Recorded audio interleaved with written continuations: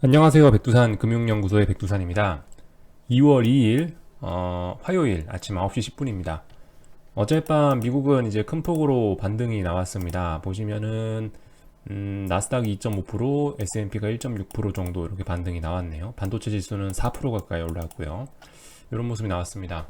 뭐 특별한 이슈 같은 거는 없고 뭐 보시다시피 뭐 게임스톱 변동성 완화 뭐 이런 이야기 하고 있는데 뭐 하여튼 특별히 이슈는 없었습니다. 그냥 이제 최근에 하락이 좀 과했으니까 거기에 대한 반등이 나오고 있는 거다라고 이렇게 보고 있고요. 그래서 좀 자세한 내용을 보자면은 이제 S&P 지수 같은 경우보다 3665가 되게 중요한 자리라고 말씀드렸는데 탁 터치하고 나서 튀어 올라갔죠. 이게 이제 어제 있었던 일이고 뭐 나스닥도 하여튼 중요한 자리들을 살짝 깼다가 이제 다시 올라간 모습입니다. 어, 아직까지 그러니까 어제 상승에 대한 신뢰도는 조금 이제 아직까지 의심을 해 볼 만한 단계입니다. 뭐 말씀드렸다시피 지금 상황이 미국이나 한국이나 어떤 테스트들이 좀 모자란 이런 상황이긴 하거든요. 뭐 예를 들면은 뭐 어젯밤에도 갭으로 이렇게 붕 떠가지고 S&P가 시작을 했고, 뭐 예를 들면 이번 하락의 시작도 여기 갭 하락으로 시작한 거고, 이렇게 뭔가 좀 빈 그 이빨 빠진 공간들이 있으면은 뭐 이런 걸 올라가서 메꾸던가 내려가서 메꾸던가 하려는 그런 것들이 있어서 글쎄요, 뭐 어쨌든 간 아직까지 뭐 이거 양봉 하나 올라왔다고 뭐 어떻게 되고 음봉 하나 나왔다고 어떻게 되고 특별히 단기적인 어떤 예측을 하기가 어려운 그런 상황입니다. 뭐 아예 확실하게 제가 말씀드리는 라인인 뭐 S&P 3665 같은 걸 아예 붕괴시키거나 그러면은 이제 좀 시장을 보는 게 좀 쉬워지겠지만은 지금 같은 경우는 좀 이제 애매하죠. 뭐 전고점에 대한 저항이 살아있고 뭐 어떤 넥라인에 대한 지지력이 살아있고 이렇기 때문에 이 안에서 왔다 갔다 하고 있기 때문에 좀 하여튼 시장 보기가 어렵습니다. 분위기도 좀 묘하게 꼬여 있죠. 분위기도. 네. 아무튼 뭐 그런 상황이에요. 그래서 좀 뭔가 하여튼 복잡하다. 단기적인 이야기를 하기는 좀 어렵다. 다만 이제 어디가 붕괴되면 뭘 하자. 뭐 이런 이야기를 하고 있는 겁니다. 그래서 어제 보시면 뭐 거의 전 종목이 다 올랐겠죠. 6천 종목 상승하고 1,400 종목 하락하고 뭐 이런 모습이 나왔고요. 어젯밤에 이제 재밌었던 거는 이제 달러 인덱스가 드디어 91을 돌파한 착 했다라는 겁니다. 91.004인데요. 91을 돌파한 착 했죠. 근데 이 말씀드렸다시피 91을 돌파한 착 하면은 저는 이제 추세 전환, 달러가 이제 하락을 멈추고 상승이 시작됐다라고 이야기하긴 할 건데 90일을 넘었긴 넘었는데 말씀드렸다시피 이렇게 무거운 지수나 뭐 환율 이런 것들은 이렇게 중요한 라인이 있으면은 이 중요한 라인을 한 번에 하지 않는다. 그죠? 어떻게 한 번에 뭘 하지 않는다라는 말씀 드렸습니다. 이 자리를 여러 번 테스트하는 과정을 거친다라고 말씀드렸습니다. 어쨌든 달러의 상승은 계속 지속이 되고 있는 거고 이제는 지금까지는 어떤 지지력을 테스트했다면 이제 저항을 테스트하고 있는 이런 과정들이죠. 아무튼 어젯밤에 90일을 찍었기 때문에 뭐 물론 모르죠. 연속적으로 더 날아갈 수 있을지 모르겠지만 제 생각엔 90일 부근에 왔기 때문에 여기 있는 매물대를 아직 제대로 소화하지 않았거든요.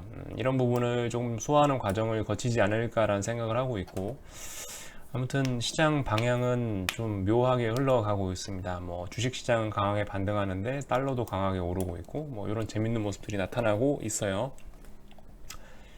지금 뭐 어쨌든 이건 달러 인덱스인데 달러 인덱스 91이라는 자리나 유로화 한번 볼 건데 유로화 같은 경우는 지금 이런 자리에 와 있죠. 그러니까 지금 둘 다 어떤 넥라인에 와 있는 겁니다. 예를 들면은 지금 여기가 넥라인이 되겠습니다. 이건 유로화인데요. 달러 인덱스를 그대로 뒤집어 놓은 그림이 되겠죠. 유로화 같은 경우는 아무튼 보시면은 일단 머리 위쪽에 뭐 저항을 자꾸 이렇게 쌓아놓고 있는 이런 모습들이고 일단 고점 낮아지고 있고 저점은 아직 낮아지진 않았네요. 그죠? 이런 모습들이 나오고 있는데 아무튼 얘도 보시면 어젯밤에 넥라인을 종가상으로 붕괴시켰잖아요. 드디어 처음으로 종가상으로 붕괴를 시켰는데 그렇기 때문에 처음으로 붕괴시켰기 때문에 조금 되돌리는 과정이 있을 수 있겠다라는 생각 정도 하고 있습니다. 이런 자리를 한 번에 와르르르 하면서 바로 쏟아버리진 않는다고요, 보통. 자, 그래서 어쨌든 방향성은 뭐 달러라든가 뭐 유로화라든가 일단 통화 시장 쪽에 방향성은 일단은 제가 생각하는 대로 가고 있구나 뭐 일단 이런 생각이 들고 있고 이런 부분을 좀 하여튼 잘 보고 계시면 좋을 것 같다. 얘네가 넥라인 붕괴되고 뭐 달러가 이제 반등을 하기 시작한다면은 주식시장의 힘도 많이 빠지지 않겠습니까? 그죠? 이런 관점에서 보고 있는 거고, 어젯밤에 테슬라는 결과적으로 안 했습니다. 왜냐면 올랐으니까. 예, 테슬라는 뭐 할래다가 안 했어요. 그 815를 어젯밤에 이제 다시 한번 테스트할 것 같았는데 815도 돌파한 차겠으니까 안 하면 됩니다. 그죠? 다음번에 어딘가까지 올랐다가 이제 815를 재차 무너뜨리면 이제 그때 강하게 하면 되겠죠. 예, 아직까지 뭘 할 때는 아니다. 반도체 지수 같은 것도 뭐 보시면은 다시 어떤 라인들을 돌파한 짝 했기 때문에 그죠? 어쨌든 단기간에 이게 너무 단기간에 하락이 좀 강했고 이런 부분을 갭으로 많이 만들어 놨기 때문에 일단은 그냥 좀 조심하긴 조심해야 됩니다. 하락 보시는 분들도 이런 갭 매꿈이 있을 수 있기 때문에 좀 주의해야 된다. 뭐 이런 이야기 정도를 드리고 싶네요. 또 뭘 봐야 되나, 비트코인 같은 거 뭐 어쨌든 뭐 계속 박스권 나오고 있고요. 이런 모습들. 아무튼 다들 이제 1월 달부터 해서 시장의 방향성을 잃었습니다. 그죠? 1월 달부터 해서 대부분 머리 위에 저항을 만들어 놓고 지지력들은 조금씩 붕괴시키고, 그래서 이제 지지력 붕괴시켰던 거 이제 다시 그 자리 붕괴된 게 맞는지 지금 확인하는 과정을 전 세계적으로 거치고 있다. 모든 자산군들이. 그래서 아직까지 특별한 방향성은 없다. 단지 단기적인 측면에서는 하방이 조금 더 우세하긴 한데, 근데 그 하방 우세도 지금 이제 그 테스트를 받고 있다는 거죠. 니네 진짜 하방 우세한 거 맞냐? 오늘 지금 뭐 어젯밤, 오늘 이런 식으로 해서 그 부분이 테스트가 들어가고 있는 겁니다.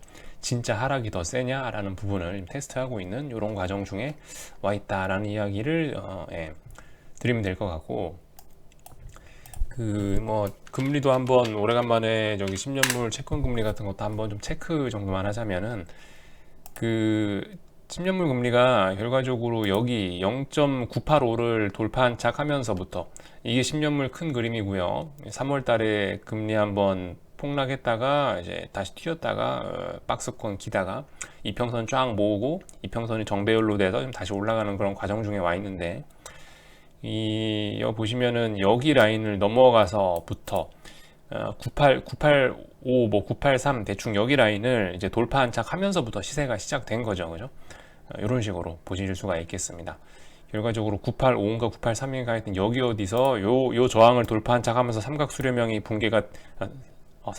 돌파한 척 되면서 이렇게 상승하기 시작한 거죠. 금리가 상승하기 시작했는데, 그래서 여기는 이 라인이 중요한데, 이 라인을 장대양봉으로 돌파한 척 했지 않습니까? 그리고 나서 뭐 보시다시피 이 라인에 대한, 이 중요한 라인이면 보통 테스트 한다라는 이야기를 요즘 하고 있는데, 이 친구 같은 경우는 워낙 강해서 그랬는지 어쨌는지 일단 테스트도 안 하고 바로 쭈르륵 올라갔었죠. 그러니까 결과적으로 뒤에는 여기까지 밀리긴 밀렸는데, 이번에 여기 어딘가가 일단 단기 저점이 나온 것 같고 여기서 반등하는 모습을 보이고 있다면은, 지금 보시면 이 라인이 중요한 라인이랬는데 이 라인에 닿지도 않고 지금 올라갔죠.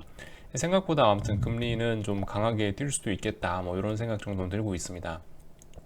아무튼 여기서부터 해가지고 여기까지 오른 건데, 금리가 한 지금 절반 정도까지 되돌린 거죠. 조정이 한 절반 정도까지 나왔고 재차 상승을 시도하고 있는 과정 중이다라는 점 정도 현재 진행 상황 좀 보시면 될 것 같고, 이제 이런 게 이제 영향을 미치는 게 뭐냐, 뭐 요런 거죠. 그죠? 그 보시면 이게 어제가 아니지 1월 말에 나온 기사인데, 뭐 대출금리 계속 오른다, 뭐 이런 내용입니다. 그러니까 이게 미국 채권금리 저렇게 오르는, 그러니까 그 1월 5일, 뭐 1월 6일 이때쯤부터 해서 이제 채권금리 상승하고 달러 인덱스 저점 나오고, 뭐 그때부터 하여튼 전 세계 금리들이 이상하게 튀고 있죠. 저게 나하고 무슨 상관인데가 아니죠. 이제 저게 여러분들하고도 이제 밀접한 연관이 있는 겁니다. 미국 10년물 국채금리가 어떤 시중금리의 기준이라고 생각을 하면 될 것 같은데, 저 친구가 오르는 순간부터 해서 심지어 그 중국 상하이에 있는 그 15금리까지 그때를 기준으로 해서 폭등했던 거 보셨죠?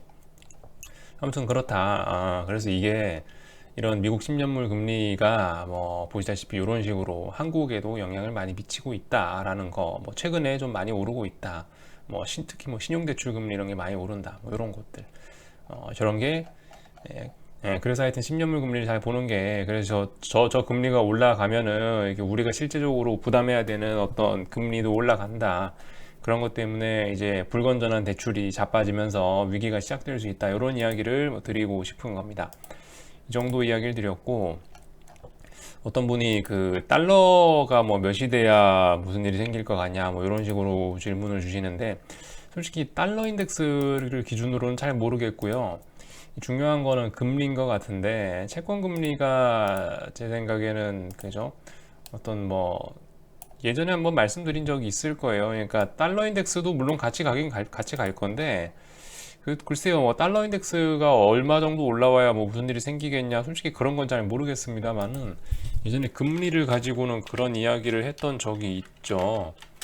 그 10년물 기준으로 해서 최소 여기는 이 고점 돌파하면 3월 달에 만들어놨던 이 금리의 고점인데, 이거 돌파한 차 가면은 좀 무슨 일이 생길 수 있지 않겠냐, 이때부터 좀 시장이 좀 어떤 레벨 부담을 많이 느끼지 않겠냐라는 생각하고 있거든요. 이 자리가 한 1.25, 1.25, 1.23 정도 됩니다. 에, 아니 참 1.25, 1.3 뭐 요 정도 레벨 정도 됩니다. 10년물 금리가 여기는 이 고점을 잡아먹는 순간에, 그래서 돌파 차가는 순간부터는 좀 위험하지 않겠냐, 금리가 상당히 많이 튀는 거니까 위험하지 않겠냐, 이때부터는 본격적으로 이제 시장이, 채권 시장의 눈치를 좀 보면서 좀 많이 의식하지 않겠냐, 뭐 이런 생각을 개인적으로 해보고 있습니다. 아무튼 그렇고, 이제 오늘 이제 코스피 볼 건데, 코스피는 그거죠. 코스피는 이제 오늘이 저는 어떤 중요한 날이 될 거라고 생각해요. 그러니까 오늘이 어떤 인버스 매수의 절호의 찬스이거나, 아니면 오늘 인버스를 버려야 되는 날이거나, 오늘이 이제 제 생각에는 좀 중요한 날일 것 같아요.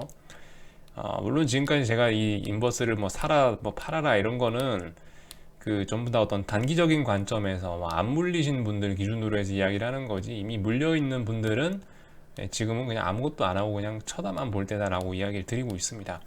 신규로 뭘 이렇게 좀 이제 해보시는 분들한테 해당되는 이야기인데, 아무튼 어젯밤에 이제 살짝 운은 던져놨는데, 미국이 상승 마감하는 게 한국 상승에 별로 그렇게 좋지는 않을 것이다라는 이야기를 어젯밤에도 던져놨거든요.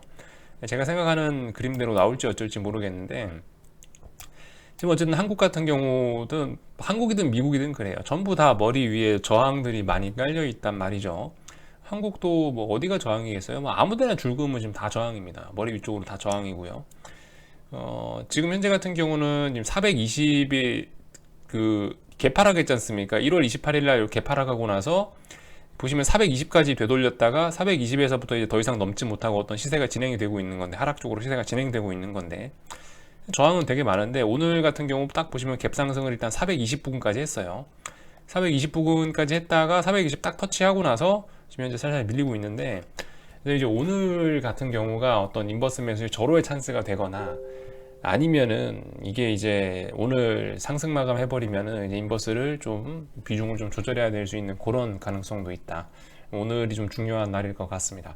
오늘 저 420 돌파한 차가고 417 돌파한 차가고 하는 모습이 나오면은 다시 박스권 안으로 기어 들어가는 거기 때문에 세상이 어찌 될지 모르는 거고, 오늘 이제 417도 넘지 못하고 뭐 저렇게 저항받아서 밀리는 모습이 나온다면 어떻게 되겠어요? 그렇게 되면 이제 계속 하락 진행될 수 있다. 결과적으로 뭐다? 여기 400 초반대에 있는 이 자리, 어제 말씀드린 이 자리 테스트해야 된다라는 이야기. 예. 그러니까 올라가면 위쪽으로 어떻게 될지 모르는 거고, 하여튼 417이고 420이고 못 넘고 이렇게 밀리는 모습 나오면 아래쪽 테스트해야 된다, 이런 이야기입니다. 이게 뭐 아무튼 콜옵션 같은 거 모습을 봐도 그래요. 이게 이 반등을 하고 싶으면은 자꾸 아래쪽 테스트해야 되는데, 이 보시면 오늘의 갭상승이 제 생각엔 오히려 콜옵션을 죽일 것 같거든요. 되게 조심해야 된다. 이게 추세가 어쨌든 단기적인 추세는 지금 하락입니다. 단기적인 추세는 하락이고, 물론 넥라인 위쪽에 있기 때문에 아직 뭐 코스피 추세가 뭐 완전 죽었다 이렇게 할 수는 없지만은, 이 단기적인 하락 추세인데 이것조차 극복하는 게 어쨌든 쉽지는 않거든요. 그래서 아무튼 콜옵션 같은 친구들 보면은, 야, 이거 결과적으로 선물 400 초반대를 다시 한번 테스트해야 되는 그림이 아닐까라고 생각을 하는데, 만약에 이제 이게 테스트하지 않고 위쪽으로 올라간다라고 하면 인버스는 또 조금 한동안 좀 쉬어야겠죠. 예. 뭐 이 정도 생각을 해볼 수가 있겠습니다. 하여튼 저는 417을 넘냐 못 넘냐가 일단 어떤 시장의 방향성, 좀 하방에 유리하다, 417 위쪽에 있으면 하방에 불리하다, 417 붕괴시키면은 좀 하방이 좀 싸워볼 만하다, 이런 이야기 드리고 있는 거고, 뭐 아시다시피 넥라인은 뭐 409 정도 되는데, 409 넥라인까지 붕괴시키면 뭐 진짜 강하게 하는 거고요, 그죠? 이런 식으로 생각을 하고 있습니다. 코스닥 시장 같은 경우도 뭐 그렇죠. 코스닥 시장 같은 경우도 지금 일단 그 1월 28일 날 개파락 만들어 놨던 그 부분, 뭐 그 부분에서 계속 어쨌든 저항받고 있는 이런 모습이 나오고 있는 거고. 하여튼 그렇습니다. 오늘이 조금 좀 중요한 날이 될 것 같고, 오늘 어떤 반응이 나오냐에 따라서, 그죠? 네. 그게 좀 중요할 것 같고, 하여튼, 자, 환율 같은 경우는 이게 일단 어제 하락 마감했기 때문에, 조금 좀 주의를 해야 되는데, 오늘도 하락 마감하면은 이제 달러는 저기 이제 환율은 여기가 단기 고점일 가능성이 생기는 겁니다. 근데 만약에 이제 오늘 이렇게 양봉이나 상승 마감해가지고 이 음봉의 의미를 퇴색시켜 버린다면, 이 음봉을 죽여버린다면은, 그러면 이제 앞으로도 계속 또 올라가겠죠. 생각보다 굉장히 빠르게 올라갈 수 있다. 왜냐? 아니, 또 기간 조정으로 마무리되는 거니까. 이렇게 오늘 양봉으로 이 음봉을 잡아먹어 버리면요, 기간 조정 되는 거니까 생각보다 더 급하게 올라갈 수 있다. 원화가 급하게 올라간다? 큰일 나는 거다. 그죠? 이런 이야기 드릴 수 있을 것 같고, 61선은 이제 뭐 완벽하게 장악했고, 그죠? 다음번엔 121선, 여기 어딘가에 있는 121선을 향해서 가고 있는 이런 모습인 것 같습니다. 그래서 아무튼 뭐 이 정도 이야기 드리면 될 것 같고요. 뭐 특별히 뭐 뉴스 기사 같은 거는 없었고, 이 게임스탑 같은 거는 어제 또 하락했더라고요. 하여튼 그렇습니다. 이게 그 개인들의 특징은 단합이 안 되는 거예요. 단합이 안 되는 건데, 특히나 이 주가가 올라가면 올라갈수록 그 단합이 되겠습니까? 당장 팔고 튀어야지. 뭐 그런 겁니다. 하여튼 이 정도 이야기하고 마치겠습니다. 궁금한 거는 리플 남겨주시고요. 저녁에 뵙도록 하겠습니다.